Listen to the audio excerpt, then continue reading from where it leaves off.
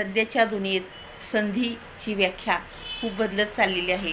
पूर्वी असं आपण बिनधास्त राहायचो की संधी येऊन दार ठोठावते, पण आता तसं राहिलेलं नाही. संधी येते, येत नाही, पण दार तोडून संधी शोधावी लागते.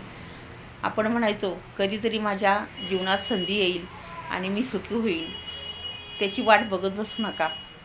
आता संधी तशी येत नाही, त्यासाठी लाखो प्रयत्न करावे लागतात. आपण कधी कधी म्हणतो मला संधीचं सोनं करायचं आहे.